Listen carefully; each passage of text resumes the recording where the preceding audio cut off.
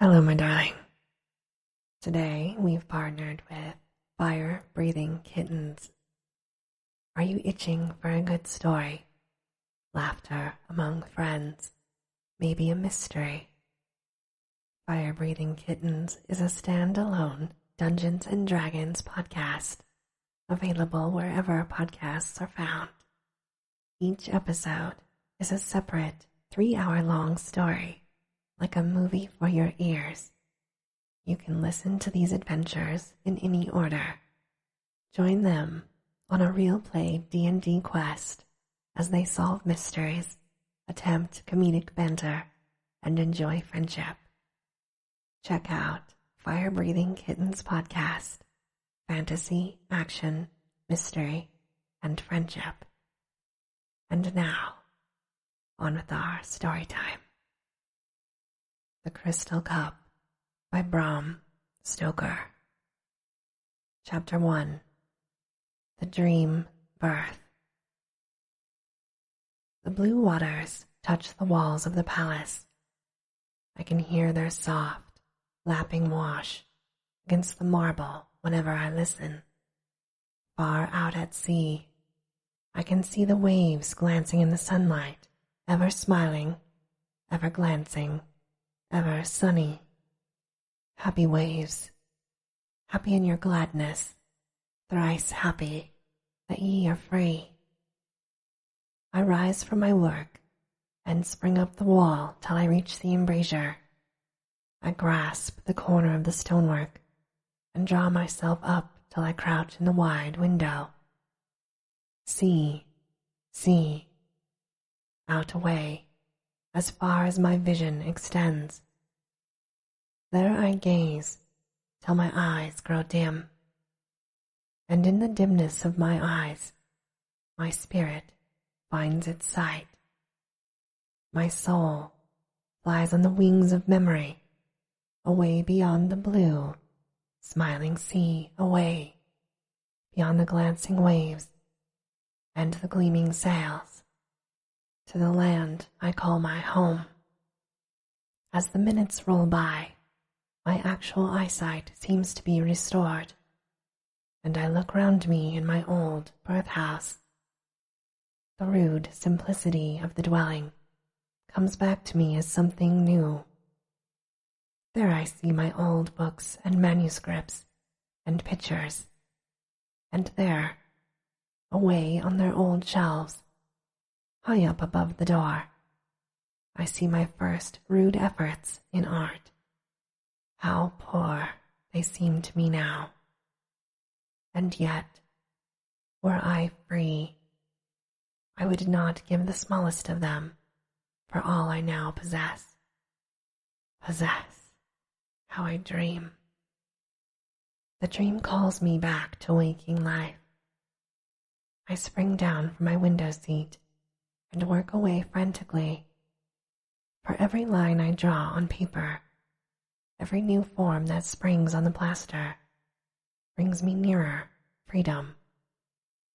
I will make a vase whose beauty will put to shame the glorious works of Greece in her golden prime.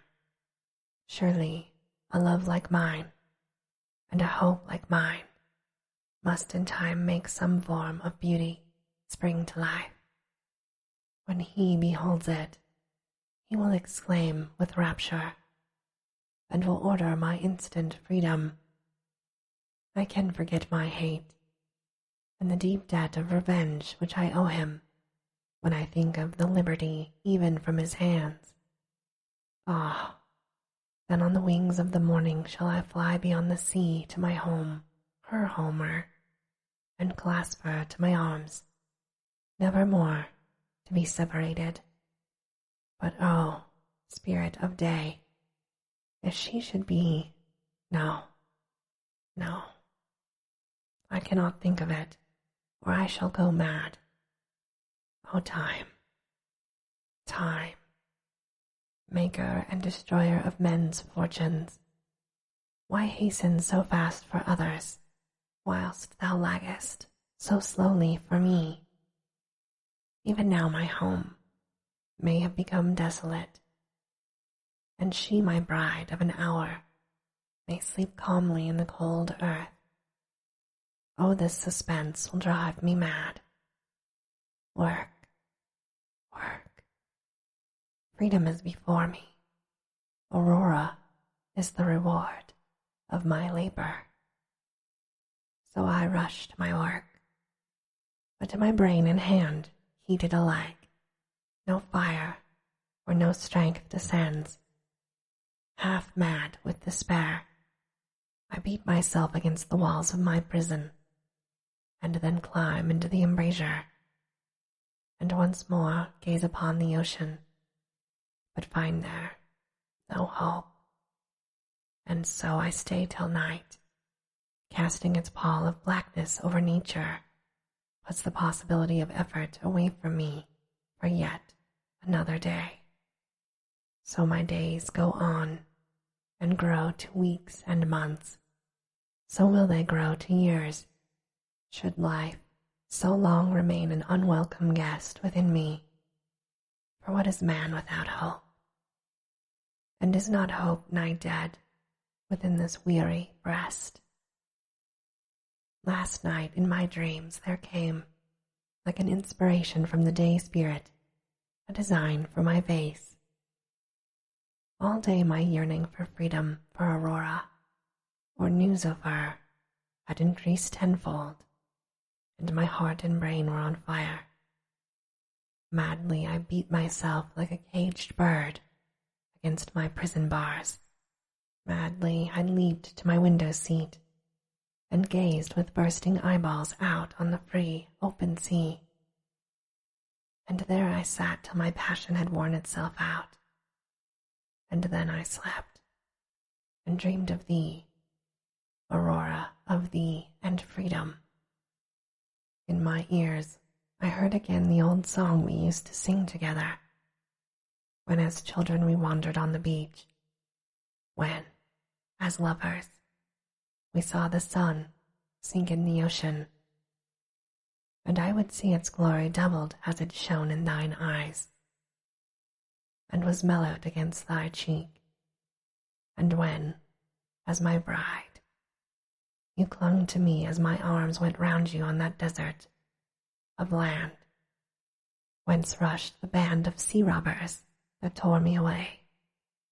Oh, how my heart curses those men, not men, but fiends. But one solitary gleam of joy remains from that dread encounter, that my struggle stayed those hellhounds, and that, ere I was stricken down, his right hand sent one of them to his home. My spirit rises as I think of that blow that saved thee from a life worse than death. With the thought I feel my cheeks burning, and my forehead swelling with mighty veins. My eyes burn, and I rush wildly round my prison house. Oh, for one of my enemies, that I might dash out his brains against these marble walls, and trample his heart out as he lay before me. These walls would spare him not. They are pitiless, alas. I know too well. Oh, cruel mockery of kindness, to make a palace of prison, and to taunt a captive's aching heart with forms of beauty and sculptured marble. Wondrous indeed are these sculptured walls. Men call them passing fair, but, O Aurora, with thy beauty ever before my eyes, what form that men call lovely can be fair to me? Like him who gazes sunwards, and then sees no light on earth, from the glory that dyes his iris, so thy beauty or its memory has turned the fairest things of earth to blackness and deformity. In my dream last night, when my ears came softly, like music stealing across the waters from afar, the old song we used to sing together, then to my brain, like a ray of light, came an idea whose grandeur for a moment struck me dumb. Before my eyes grew a vase of such beauty that I knew my hope was born to life, and that the Great Spirit had placed my foot on the ladder that leads from this, my palace dungeon, to freedom and to thee. Today I have got a block of crystal, for only in such pellucid substance can I body forth my dream and have commenced my work. I found at first my hand had lost its cunning, and I was beginning to despair, when, like the memory of a dream, there came back in my ears the strains of an old song. I sang it softly to myself, and as I did so I grew calmer. But oh, how differently the song sounded to me when thy voice, Aurora, rose not in unison with my own. But what avails pining? To work, to work. Every touch of my chisel will bring me nearer to thee. My vase is daily growing nearer to completion. I sing as I work, and my constant song is the one I love so well. I can hear the echo of my voice in the vase, and as I end, the wailing song note is prolonged in sweet, sad music in the crystal cup. I listen, ear down, and sometimes I weep as I listen. So sadly comes the echo to my song.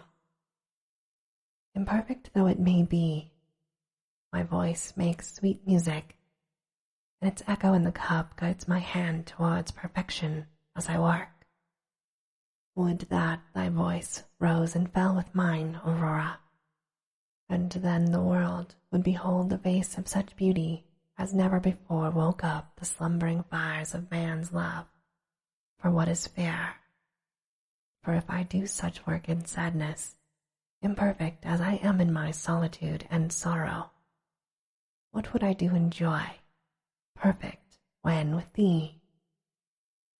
I know that my work is good as an artist, and I feel that it is as a man, and the cup itself, as it grows in beauty, gives back a clearer echo. Oh, if I worked in joy, how gladly would it give back our voices. Then would we hear an echo and music such as mortals seldom hear. But now the echo, like my song, seems imperfect. I grow daily weaker, but still I work on, work with my whole soul.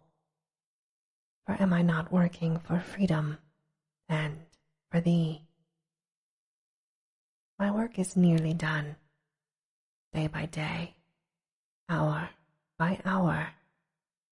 The vase grows more finished. Ever clearer comes the echo whilst I sing, ever softer, ever more sad and heart-rending comes the echo of the wail at the end of the song. Day by day I grow weaker and weaker, still I work on with all my soul. At night, the thought comes to me, whilst I think of thee, that I will never see thee more, that I breathe out my life into the crystal cup, and that it will rest there when I am gone.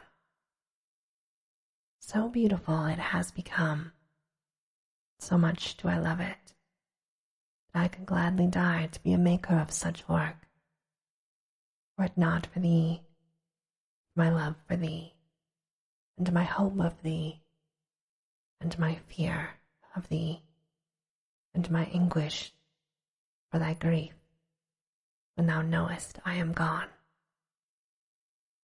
My work requires but few more touches. My life is slowly ebbing away, and I feel that, with my last touch, my life will pass out forever in the cup. Till that touch is given, I must not die. I will not die. My hate has passed away. So great are my wrongs that revenge of mine would be too small a compensation for my woe. I leave revenge to a juster and mightier than I. Thee, O Aurora, I will await in the land of flowers, where thou and I will wander, nevermore to part, nevermore. Ah, nevermore. Farewell, Aurora, Aurora. And this, my darling, ends our story time for today. As always, I hope that you have very sweet and creepy dreams.